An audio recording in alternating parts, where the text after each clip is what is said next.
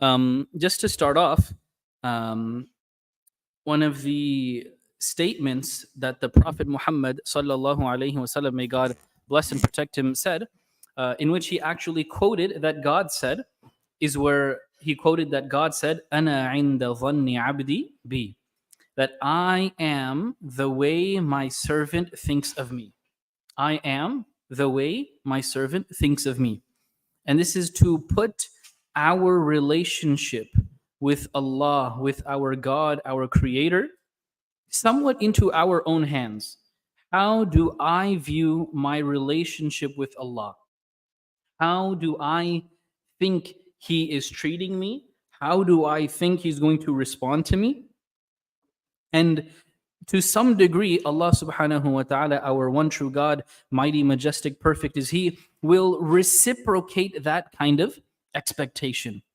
If I am somebody that is going to be, as we find numerous times in the Quran, in the revelation of God, where prophets are facing extremely difficult scenarios, and while their communities even are saying, we're stuck, we're done, there's no way we're going to make it out, and the prophet just speaks with so much confidence, no, Allah, my Lord, my God, will not let me down. No, my God will guide me. No, He will take care of me.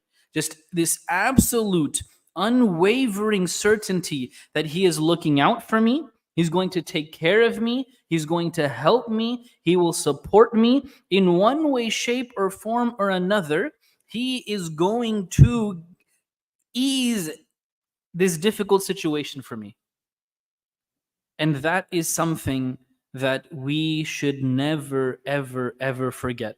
As difficult as life gets, or as fun and blissful as life gets, always have this strong, rooted, positive relationship with Allah.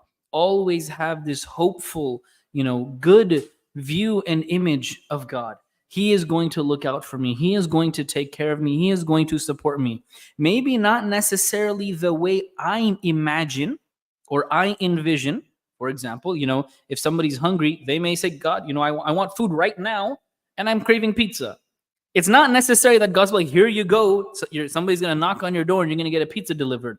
But in one way, shape, or form or another, that need will be fulfilled and taken care of. But I need to be certain and hopeful and have this positive relationship with Allah, with my God and Creator. And the opposite is also true. That sometimes we may find people who have a very cynical, a very hateful, a very a negative view of Allah, of their God, of their Creator. And God says, if that's how you want me to treat you, fine. And maybe some of us, we know people like that they're in such a, not even, they go beyond being an atheist. They go to a point of, I disbelieve in God so much, I believe in Him that He's like an evil God. And then everything that happens in life, God is out to get me, God is out to curse me, God is out to ruin my life. And they find themselves falling into this kind of perpetual hole of more and more and more difficulty and distress and lack of hope and lack of light. Allah subhanahu wa ta'ala really, to some degree, puts our relationship with Him into our hands. You want to come to me? The doors are open. You want my help? Just ask, I am there. You want me to be your biggest supporter, defender, protector, your best friend, your ally, the one that is always has your back? I'll be there. And if you don't, suit yourself. Right? He can do that because He's the most supreme creator, but always having this in the back of my mind, Allah, I really hope you're out to help me. I really need your help, and I know you will help. I know you will help, especially for most of us here. And I'll end on this, that we have come to Islam, most of us, if not all of us. He has already helped us out in the biggest way possible. The biggest gift He could give anybody is saying, here is the light and guidance to say, there's nothing worthy of worship except the one true God, Allah. And if He can help me with the biggest question in life, why can't He help me with every smaller subsequent question in life? I'll pause there, and let's get the ball rolling. All right, Shaykh Mudassir, thank you so much. We really appreciate it. So Let's fire away if you guys have any questions. I see Brian's hand. If you have a question, I'll come around with the mic. If you can just introduce yourself, that'll be great. And if you're new to Islam, how long it's been, that'll be amazing. My name is Brian, and from the speech, knowing how like we are supposed to think of like how we think of God is how God will represent us with it. I guess my question is, how do we kind of embody a lot of the ideas, like the names of God, like Ar-Rahman, Ar-Rahim, even some names that might bring some like type of fear, like the Revenger or like the Punishers, those types of things. Absolutely, that's a great question, Brian. And in some degree, it is kind of that same exact embodiment. God, you told me yourself that you are Ar-Rahman, you are the infinitely kind and caring. So I hope you show me your kindness and care. You are Rahim, you're the always caring and kind.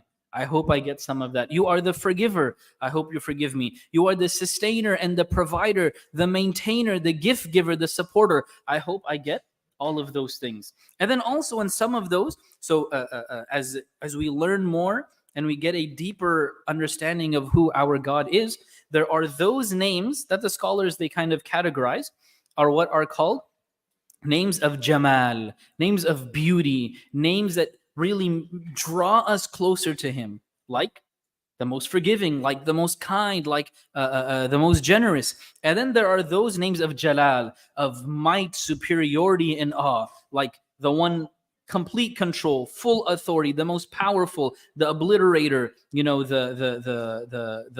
one that is the most supreme and authoritative. Those, we should have this sense of awe of Allah. I hope you use those traits against people who are oppressive. I hope you use those traits of your might and your power and your supremacy to help me and stop me from disobeying you. Allah, you're the biggest preventer, you're the biggest blocker. So I hope you manifest your ability to stop things in that you stop me from oppressing myself and neglecting my rights towards you. And so kind of trying to utilize both of them. And as for some that are extremely supreme, extremely powerful, they say, Allah, save me from that. I do not want to experience that side of you. I do not want to see your anger or your wrath.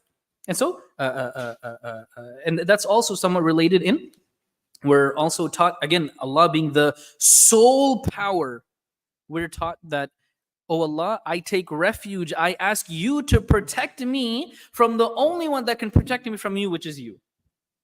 Right? And so Allah, you're the one that can actually harm and hold people accountable. So I ask you to protect me from your accountability.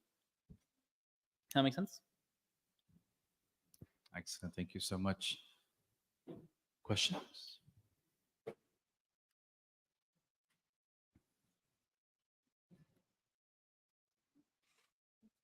Takes one or two to warm up, and then I'm sure you guys will start firing away. Yeah, they're just it's been a while since they've seen you, so they're giving you a nice taking it easy on you with some softball questions. Inshallah. This goes, Salam Alaykum, Alaykum salam. Sister Mother. When you're thinking of the names of God and the embodiment of God, are you praying that same prayer throughout the day? Or are you going to pray this once? Or are you going to pray and then meditate on the name of that name of God? Very good question. I would say it's very broad in this sense.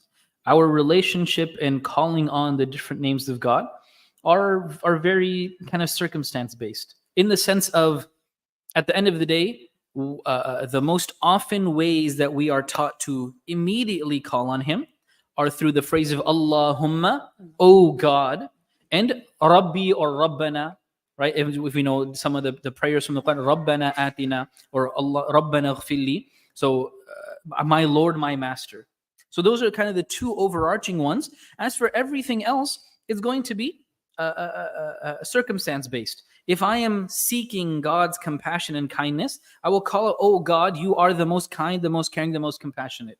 If I'm asking for forgiveness, oh God, you're the forgiver, you're the one that loves to forgive me, right? If, I see, evil and oppression, oh God, you are the most supreme, you're the one that can destroy and hold people accountable, hold them accountable, right? And so there are different times where we may call on or choose to select those names as opposed to others. Does that make sense? Yeah. Is it better to do that like during your Fajr prayer or just whenever you need it? Just like you would make any dua, any supplication, any prayers to God, like not the 5 daily prayers, but any, God, I just want to have a good day today. Just like that throughout, nothing in particular. Thank you.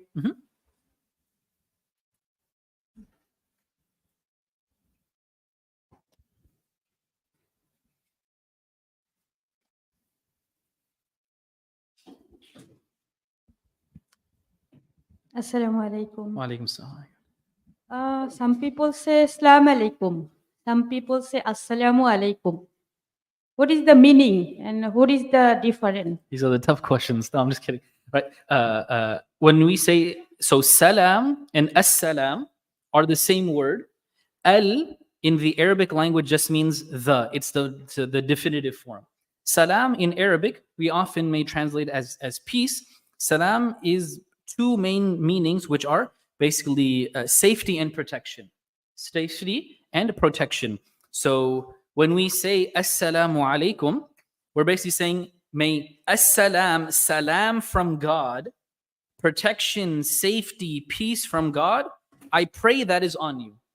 And so whether you say Assalamu alaikum, which is technically the more correct thing to do, is just being more definite. May the safety, protection, and peace of God be on you, as opposed to Salamun alaikum, may peace, protection, and peace be upon you. So it's just a slight difference in whether you say the or not. But technically, the more correct would be saying it with Assalamu alaikum, with the al at the beginning.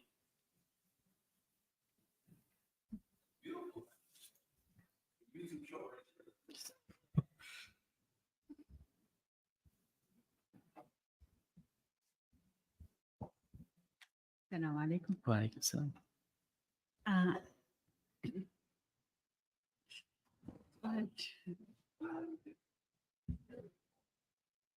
Yeah. Well, I don't know. Depends on the dialect and how fast she speaks. ما حكم من يكتم أثناء الصلاة القائد أو البول ما حكمه؟ ارفعي صوتك ما سمعتك.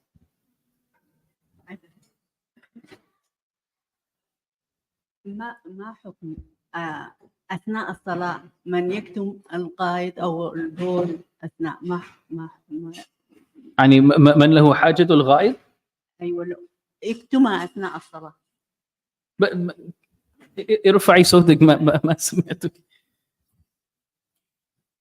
من أثناء الصلاة يعني يريد الغائط أو البول، يعني هم يقطعون الصلاة، يعني يخرجون من الصلاة. أثناء الصلاة أكتم الغائط أو البول أمسك فيه. ضعي المايك عند فيك. شوية أرتب السؤال. أرتب السؤال. سأليني بعد الدرس. سأليني بعد الدرس لكي أسمع. All right. Next question has to be done in Japanese now. I definitely cannot understand. I take Urdu or Gujarati if anybody wants, but huh? Oh, you do speak some Japanese there? Okay, inshallah. Very good. All right. Questions?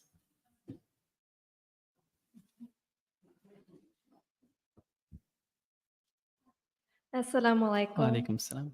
So my question is, what differentiates Islamic financing from conventional loans? It seems like the overall outcome is around the same, if not more costly, with the word interest switched around with words like profit rate, rent, etc. That's a very good question. I don't know if I can. I'm not trying to plug this, but there is a Islamic finance seminar. There's a free session tonight, and then there will be a whole session tomorrow at Yorba Linda with Sheikh Joe Bradford, Sheikh Umar Khan, and Sheikh Farhan Zubairi. So some of those details will come up for more info. But in some, it is a matter of the details of the contract. Now, to give a slightly different example, somebody may see, they may go to a butcher and they may see you, somebody as a non-Muslim, they took a goat, they slaughtered the goat, they skinned the goat, they're selling the goat. Animal's dead, animal's ready to go. The Muslim slaughters the animal, skins the animal, they may see the beginning and the end and see the process entirely the same, but there are some very key conditions in the Muslim slaughter of them being either a Muslim, a Jew, or a Christian with proper belief and mentioning the name of God that makes that animal then permissible. And so somebody's like, you took a knife and you crossed the animal's throat. Now the animal is no longer alive. It's the same thing.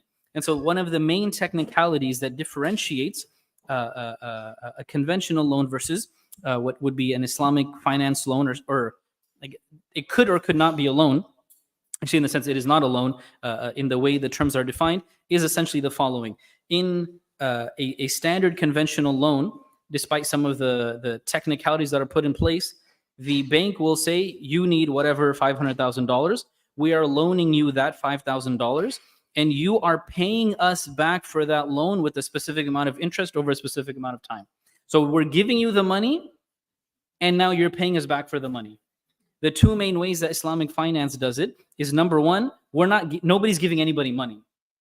If you want, let's say you want to buy this cup, and this cup costs $100. Conventional loan would be, this cup is $100. I will give you $100. You now buy the cup. You now owe me, the bank, $100. I say you can pay me back whatever, $100 over the next 12 months. You end up paying me $120. Through Islamic finance, it is, we're not giving you money for the cup. I will buy, wow, that went everywhere. I will buy the cup for $100. I will then sell it to you for $120. I will just say, you don't have to pay me all at once. You can pay me over installments. So typically they'll just match the rate of, this is how much you would pay if you took a loan from a conventional bank. We'll charge you that much, but we're selling it to you directly. There's no loaning involved. That's one aspect. The other aspect would be, I will buy this cup, and I will be an 80% shareholder in this cup. You'll be a 20% shareholder, basically your down payment. And now I am the owner, and you're also the owner. But I own most of the house. You now pay me rent. That rent will go for you living in the rest of the house. And also it will go into you buying 21%, 22%, 23%, 24% of that. So I'm not loaning you any money. Because in Islam, you cannot receive back even a penny more for a loan. Any other way that the contract is structured, it would be fine. Thank you. You're welcome. That's a great reminder, Sheikh Mudassir, about the finance seminar tonight with Sheikh Joe Bradford, who was just here probably like a month ago or so, and Sheikh Omar Khan and Sheikh Farhan Zubairi. You said at Yorba Linda, or was it ISOC today? They switched it. They switched it. Okay, so Islamic Center, Yorba Linda. What time? Do you know what time it starts? After Maghrib, or? It's definitely tonight. Probably 7:30 to 9 for sure. Okay. Tonight's session is free, and then tomorrow I think is maybe $30 or something. Perfect. So if you guys want to go get the first night, it's at the Islamic Center of Yorba Linda. So just a hop, skip, and a jump away, not too far away. So definitely check out that session if anyone's interested. All right, questions. And anybody on the streaming online, of course, you can drop your questions in the comment section. We'll get it over, inshallah, to the Sheikh.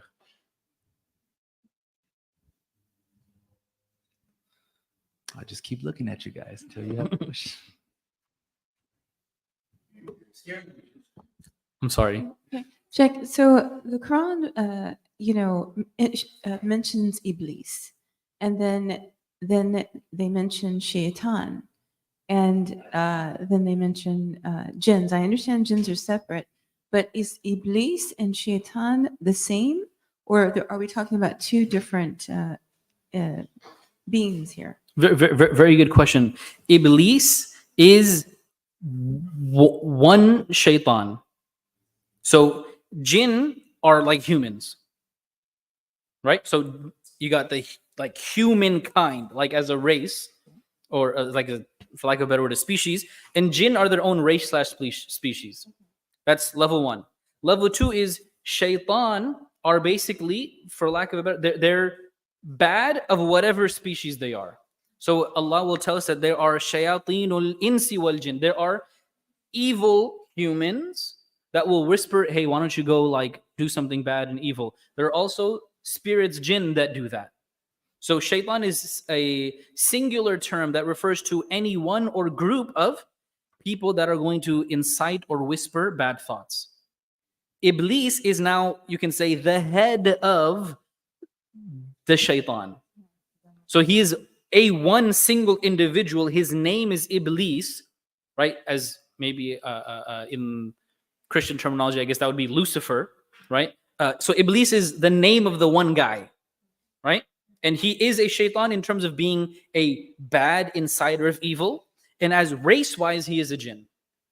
Just like, for example, Pharaoh, like the Pharaoh of Egypt that enslaved, Moses and his people, Musa alayhi salam, may Allah honor his legacy. He's a human being, and you could say he is from shaitan in the sense of he's a bad, evil whisper insider of evil. But his name is, well, his name wasn't Pharaoh, that's his title. But does that make sense? Okay. Thank you. Clarification.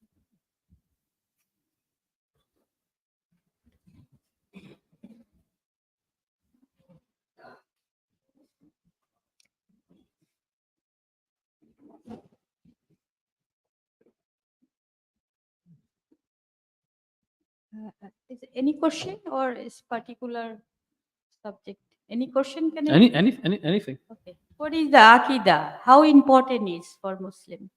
Aqidah? Aqidah. And how important is? Aqidah in Arabic is a word that, as a subject, refers to the beliefs, the core beliefs that Muslims have to have, right?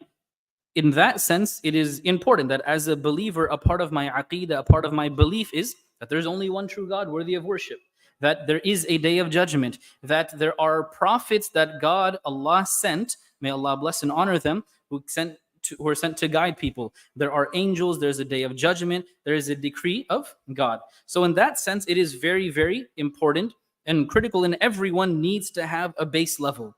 Like every other subject, so you may have heard the terms of fiqh or Islamic law or tafsir, the subject of the study of the Quran, or the different subjects related to hadith and the like. There are extra things in those that are not relevant to, there are basically nuanced details that are beyond the scope of every individual.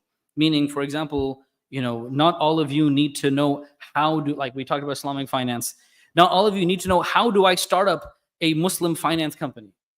You don't need to know that unless you want to do that. And so same thing, there are going to be some discussions in Aqidah that are beyond the scope of the vast majority of Muslims that are really just meant there for these specialists. So as a case, the core foundations of Aqidah, which is our imaniyat, our core beliefs, everybody needs to know that. It's basically the 6 pillars of faith: belief in Allah, belief in the day of judgment, belief in angels, belief in the revealed books, belief in the prophets, and belief in the decree of God, good or bad.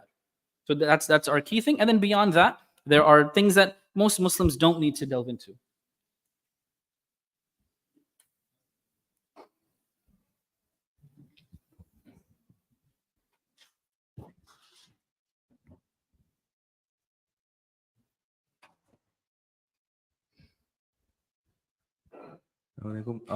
I guess one question, I remember reading hadith about Prophet Muhammad sallallahu alaihi wasallam saying there are 2 prayers before Fajr, and these prayers are worth more than whatever this world contains. I was wondering, are these 2 prayers the sunnahs of Fajr or the tahajjud prayer? Wait, can you say that again? Yeah, there's a hadith about the 2 prayers before Fajr, and saying like these prayers are worth more than what the world contains. I was wondering, is he referring to tahajjud or the sunnah? So good. That's a great question. The Prophet ﷺ said that the 2 units, the 2 extra units that are prayed before Fajr, here we're talking about the 2 sunnah, the 2 units of sunnah before Fajr, that praying them gets the reward of what is better than everything in the world. And so yeah, that refers to the 2 sunnah that is prayed before the 2 fard, the 2 obligatory units of Fajr.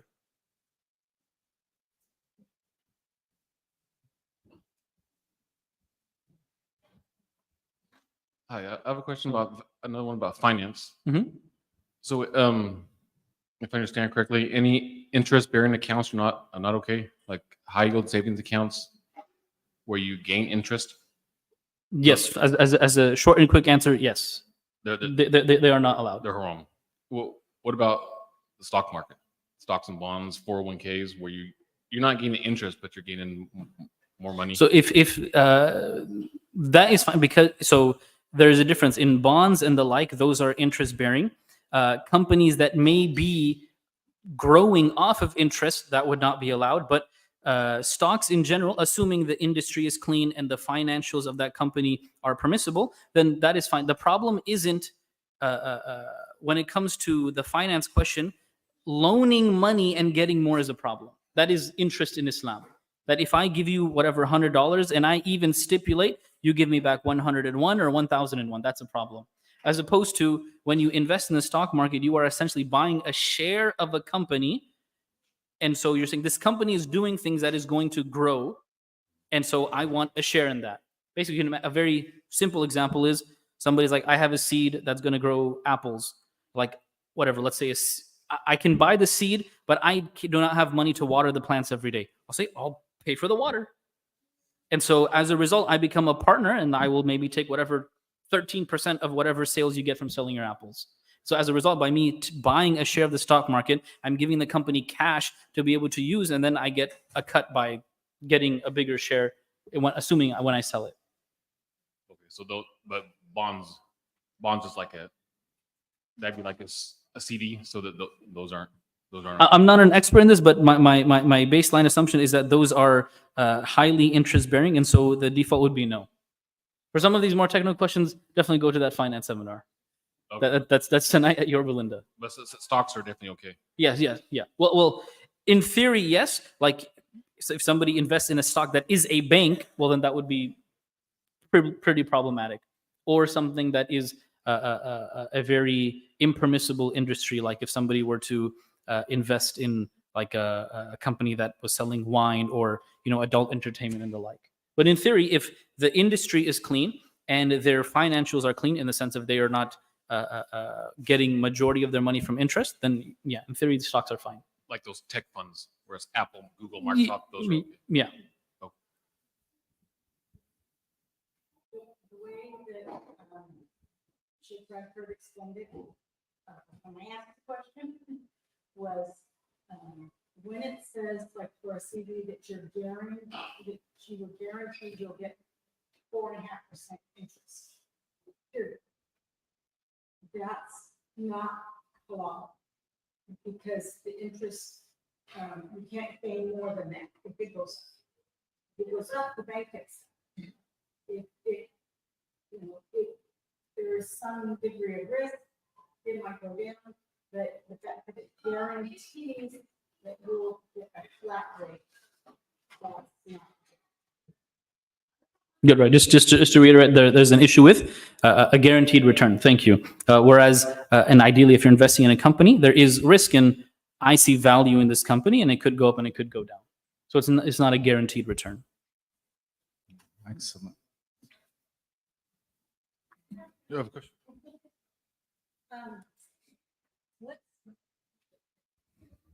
What's Madonic or Madambic?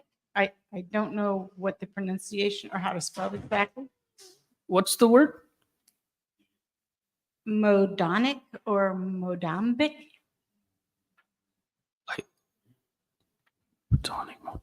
If I could tell you. I'm trying to in a think what does that sentence, sound? I tell you the sentence, but Anybody have a guess what she's referring to? I said if I had one of those, I would. All right. I'm sorry, I don't know.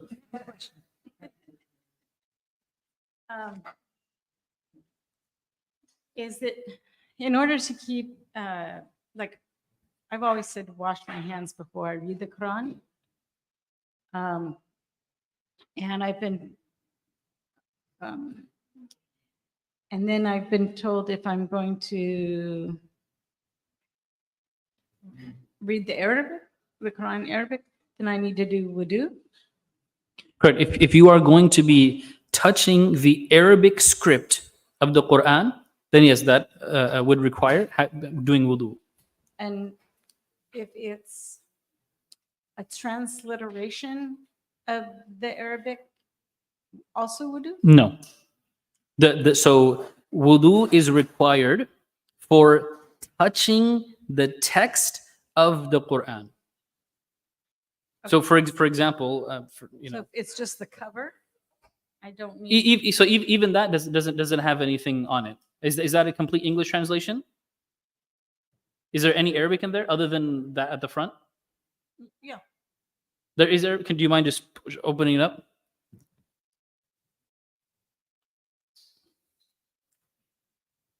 Yeah. So if you're touching the Arabic text, like I don't know here. I mean, can you see this says Kirkland? Let's say Kirkland was the Arabic text. To touch that, you would need wudu beforehand. But if I was going to read purified water, whatever 16.9 fluid ounces in English, then I wouldn't need to. What if it's a Transliteration? No. Only for the Arabic text. Only for the Arabic text. and is it okay to put a book cover on my? Yes, on absolutely. it clean? Yes, absolutely. Totally fine. No, absolutely. And is a well-loved Quran okay, or can I? Or do I have to get another one? Wait, what was that? Is my well-loved Quran okay? Absolutely. Pray every day that God, the worn out pages of this book, the tears and the fingerprints that are left here, God be witness that this book has been used. And this book, I hope you will stand in front of God on the day of judgment and tell God, she read me all the time. And you will find a lot of joy when that book tells Allah, she read me a lot. And is it okay if on the English side that I write notes? You can write notes everywhere. Totally fine. Mhm. Just to summarize, Shaykh, some of what Sister Robin said. So if just for those that might Sorry, I have didn't heard- repeat. No, you're good. You're good. If there's a Quran in all Arabic, if someone does not have wudu or the wash of the ablution, it's okay to touch parts of the Quran that doesn't have the Arabic text, like the cover or the top of the page, but not touching the Arabic text. So Is that correct? if the entire thing is the Arabic, Yeah. so if you go in the main hall and there are like the blue or the green ones, ideally that whole thing, because it's majority Arabic text, you should have the ablution before that, meaning washing the face, hands, arms, head, and feet. If it's something that's majority English, you can touch the whole thing, just don't touch the actual Arabic text. Okay, perfect. Inshallah. I had another question. It just totally slipped my mind. Inshallah. I'll come to you. Let's see if there's anybody that hasn't asked a question yet. If not, then I go over to those that have already asked a question, but I want to give an opportunity.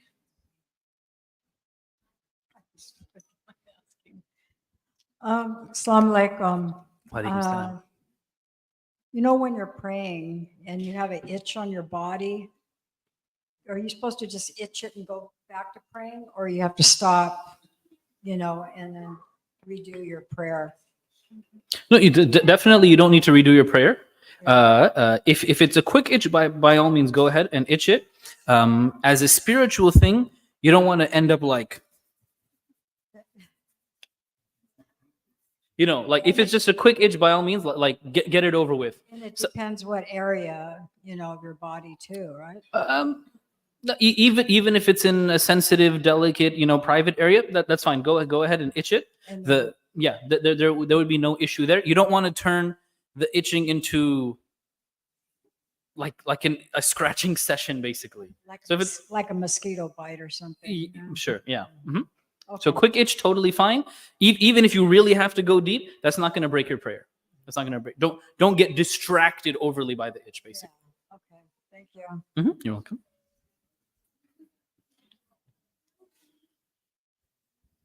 So just looking at time, we have about maybe a few more minutes, maybe 5 minutes, and of course some announcements, and then of course Maghrib or the sunset prayer is at 7:30, plus about 7 minutes after. So we want to make sure we make it for prayer. So again, if you have questions, particularly if you haven't asked a question yet, let me know. I'll be more than happy to ask it. Sheikh, there's a question, of course, regarding concentration in the prayer, something that I think all of us struggle with, right? Can you give us some tips, some pointers on how we can really focus on our prayer and not think about everything else that's in our minds while we're praying? Great question. Two things to start off with are, number one, who am I praying to? I'm praying to God, my creator, my Lord, my master, the being that is the most important to me. And just like if I went to go speak to somebody important to me, a loved one, a parent, a spouse, a child, and they talk to me like this, yeah, oh yeah, that's what you did today. That's pretty cool. Yeah, I don't know what to do. You're gonna can you put your phone away when talking to me, right? And so in the same way, you can also tell when somebody's not on their phone, but they're just like, yeah, yeah, really, you really, that's what you did yesterday. It's like they have no, can tell they're not paying attention to you. So more important than my parents, than my spouse, than my children, to me, is Allah, my Lord, my Master, my Creator. So whatever kind of respect and attention and focus I would want when somebody's speaking to me, a gazillion times more is for my Lord, my Master, my God that guided me and that has paradise waiting for me if I obey Him. Let me, having that mindset will just continue throughout that prayer. That's number one. And number two is, even with that in mind, I may end up, did somebody draw something in the blue carpet? Right? If I catch myself thinking about something else, just nope, gotta refocus, get back on track. Just give yourself like a mental, all right, refocus. Every time you go away, just bring yourself right back. Don't get distracted by your distraction. If you get distracted, don't feed into, oh no, I got distracted. What should I do? I should be focusing. Don't do that. Just, I left, I ran away. Just bring myself right back. What am I saying? What am I thinking about? What am I reciting? And point number three is, do your best to just, I know many of us are still learning the words in Arabic or also learning their meanings, but still, despite that, I'm just going to enunciate whatever I do know. If I'm right now just saying, Allahu Akbar, God is greater, God is greater, God is, just with attention and enunciation, Allahu Akbar, just focus on the words and the meanings of even the most basic things that you know.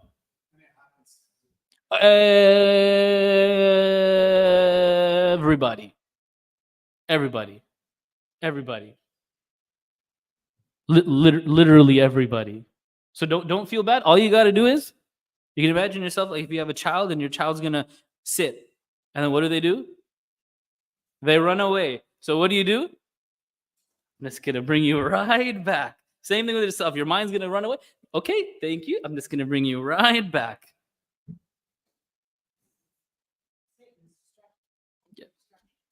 Yeah. Satan's distracting you. You yourself are distracting yourself. Just bring yourself right back. I remember Shaykh Mustafa Umar, he said something. I remember we were taking a class, he was teaching the class, and he said something very interesting. He said his teacher said to him one time, it was a great analogy. He said, like, imagine a ceiling fan going, and then you turn it off. Does it stop immediately? It typically doesn't, right? It kind of like slows down. So before prayer, if one has the opportunity to maybe take a few minutes before the prayer just to kind of wind down a little bit. So it's not like you're just checking emails and texts, work call, and they go right into prayer, because you're probably going to be thinking about those things. But if you can, I understand the schedules are tough, but if you can give yourself a few minutes and then go into the prayer, that might help. I found that to be very interesting. And I think in that same session, somebody else mentioned it was like a group thinking session about how can we, maximize our prayer by minimizing all these distractions. Somebody else said, like, before I pray, I actually write down all the things that are in my mind. I was like, wow, that's pretty interesting. Like, I got to go to the car wash. I got to do the laundry. And then I write this whole list so that in the prayer, it's not as, it can still happen, but at least you have that written down so you don't forget. But I found it to be very interesting. I hope it would help you guys as well. Inshallah. All right. Got like maybe 2 minutes. Who wants to? Here? Okay.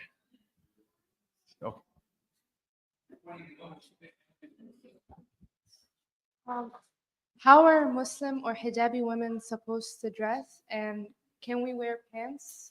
Because I've heard around that we're not supposed to pray with them, so we're not supposed to wear them at all. The overarching theme is to have a sense of modesty, where what should be covered, which is everything but the face, hands, and feet in a public setting, that should be covered. Number one, it should generally be loose and not tight and not form fitting. Those are kind of the two overarching themes. In the discussion of pants and the like, some scholars may have some differences in that. I think a good middle ground is if they meet those two criteria of they are loose, they are form fitting, my knees don't stick out, my calves don't stick out, you can't see. I feel like a good test for both men and women is if I have like my phone in my pocket, does it just like bulge out? Right? If it does, maybe my pants are a little too tight. And so as a general for both men and women in the sense of are my pants too tight? And so if they are loose and not form fitting, then they should be okay. Thank you. Mm-hmm. And by all means, always ask the other ladies that you have here for just advice and clothing style and tips and what's loose and what fits and is this okay? Because sometimes when I wear something, I don't know. Like sometimes literally like I ask my wife like, I don't know, is there something that I missed here that I don't see that maybe I don't know, there's like a hole in the back, that I just can't see. Things like that. Just get a vibe check from other people. And on that same note, Sheikh, sometimes our brothers and sisters are just coming into the fold of Islam and they're doing their best to dress in a modest way. But any tips or suggestions for not even new Muslim brothers or sisters, but even people coming back to Islam and they're trying to do their best with the dress code, but understanding that look, this is a journey that they're on. Any tips or suggestions or advice you can give to those brothers and sisters? Yeah, absolutely. Prayer is the most important thing. When it comes to prayer, do your best to meet the highest standard of covering, of modesty in whatever capacity, be it male or female. Everything else, not that it's not important, but I can work up to that. At least for my 5 daily prayers, I'm going to make sure that I'm covered properly. For everything else, I'm going to start to change my wardrobe a little. I'm going to try to get this, do a little bit of that. Don't overburden yourself just yet. Definitely work to it. I'm not de-emphasizing it, but put your primary priority and focus on, at least for the 5 daily prayers, I'm going to do my best to cover as properly as possible. And for everything else, just have a good environment, have good friends, have, a good group, especially for ladies, that you can help each other, feel comfortable about how we're dressed and the like.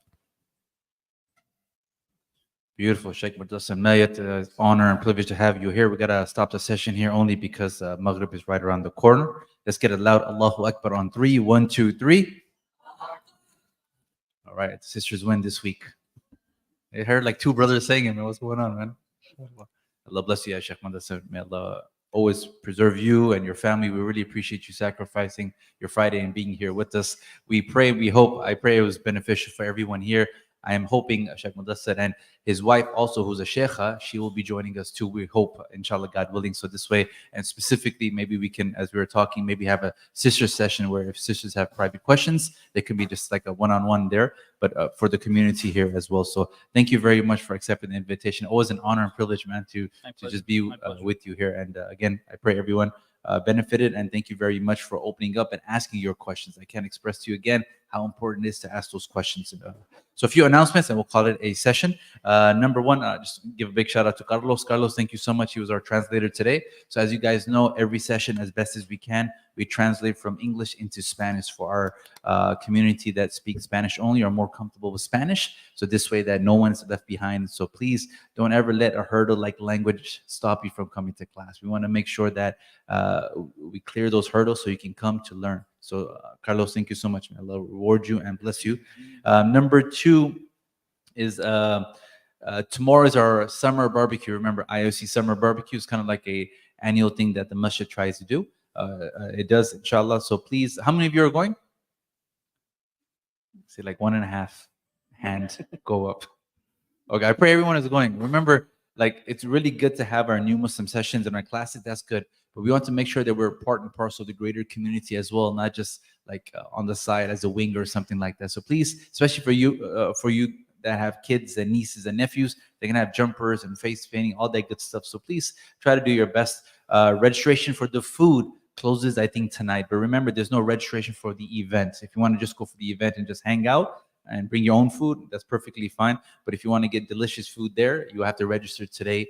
I think in the next few hours before they close it for tomorrow as well. And remember, there is a $5 entrance fee just to get into the park, and that's from the parks. And it's at the Carbon Canyon Park, so in Brea, so not too far away. I think shelter number 7, the area that we're at. So again, please make sure to register if you are going to get food. If not, just meet us there. I think you'll get more information, of course, on the website iiuc.com. But I think it's from 12 to 6, if I'm not mistaken. So a good portion of the day. Make sure to bring your hats and chairs and sunscreen till 7. Oh, till 7. Okay, perfect. You got an extra hour there because Sister Robin gave us an extra hour. But make sure to take all those good things with you as well, because it'll be a beautiful day. Number 2, again, our new Muslim graduation is coming up. I'm very happy. It's about 1 month away. So the pressure is on for the team to deliver, inshallah. We're excited. We're excited. But again, I'm just reiterating, we've been reminding the graduates for at least a few months now. Please, please, please, the deadline. So the new Muslim graduation, I'll back up 2 steps. As you guys know, when somebody embraces Islam, we have a mentorship program where we teach you the basics of Islam, right, with your mentors. Once you complete that, when you learn how to make wudu and to pray, we actually celebrate that, which is amazing.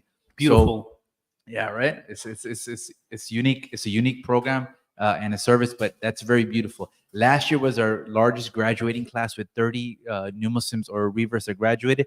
This year, if I'm not mistaken, it's going to be the largest class. So we're going to pass 30, inshallah, God willing. So again, the deadline's coming up. Please, please, please don't wait till the end. You have to submit all your exams so that we have enough time to process it and then get the awards and all that stuff ready. So again, just make sure you're communicating with us. If there's any questions about the mentorship, let us know. But again, the graduation is on Sunday, September 22nd. But in terms of the deadline for your exams is September 1st, right, Sister Sumaya? September 1st. So that gives us about like 7 days and some change, right around 7 days. So you have about a week. So again, please do your best to get in. Once the deadline's passed, then that's the deadline, right? So just make sure you communicate with us, and we'll go from there as well. And number 3, Shaykh, you probably have heard of this as well, but this WhatsApp scam that's going on, this hack. I literally, right before the class, it happened to another brother where somebody calls you and they're like, we're on behalf of IIOC, and they'll either say the Dawah program or the youth program or the brothers group, right? And we have an online session tonight. I'm going to send you a code. I need that code to log you on. And so if you're not really thinking, or you're in between certain things, or you're at work, you're like, okay, it said IIOC, legitimate, no worries, here's a code. The moment you give that, it's like they've hacked into your WhatsApp account. So that hack, that little scam thing is still going on. Unfortunately, some people have fallen victim to that, and they've also lost money. So please, please, please, we would never just say, hey, give us this code. We'll just give you the link for the Zoom session, but we wouldn't do something like that. So if it sounds weird and it looks weird, it's probably weird and wrong. So please, please, please, if there's something that comes your way, a link, a code, somebody calls you from like, I think it's a +257 number, something like that. It's, please don't fall victim to that. If you're not sure about something, just have a second person check it out if you will, right? But don't transfer any money, don't click any links, don't give any access code or passwords like that, because it's still going around. So please be mindful of that as well. The next week, as you know, we're gonna start changing the time for our classes. So as you know, we start 6:30. We're gonna push it up to 6:15, just so we have enough time.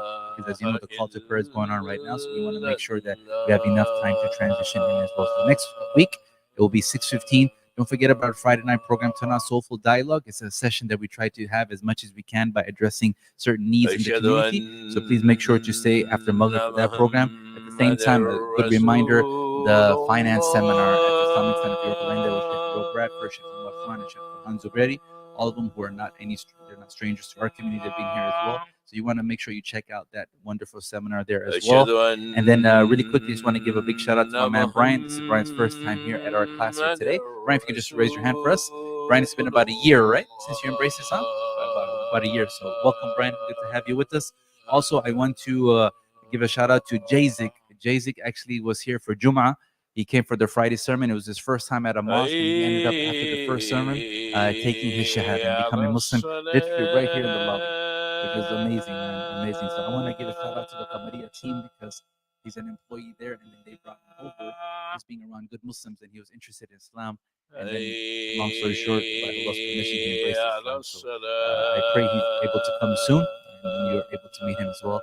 Also, Orlando is from the IE area. He came to the masjid, I think, last week or 2 weeks ago. And then he reached out to me again today, and he was not able to make it today because of the distance, but he might be streaming online. So just wanted to welcome you as well, Orlando. Also, Isabel and Jessica, both of whom I had a conversation with over the last few days, were very interested in Islam. They weren't able to make it, but they are, I think, streaming here online. And lastly, Sister Crystal. Sister Crystal came here for the first time in the lobby here today as well during Jummah Friday service. And so she was not able to make it here either today, but I believe she might be streaming online. So what an honor to have so many people embracing Islam or looking into Islam. So that's why I can't express to you guys how important it is to have sessions like this, but to also be welcoming and being there for our brothers and sisters as well. So may Allah reward each and every one of you. Thank you very much for all your support and everything that you guys do. And lastly, we do need help in the kitchen. So if I can ask maybe 2 or 3 volunteers to help us out, that'll be great. Tables we do have to put away, but we'll keep the chairs for the Friday night session. Again, tables we put away on the racks, please, and we'll keep the chairs. A lot of food here if you want to take something home, and we'll see everybody in the prayer hall in a few minutes. May Allah bless you all. Shaykh Mudassir, thank you so much. May Allah reward you. Assalamu alaikum.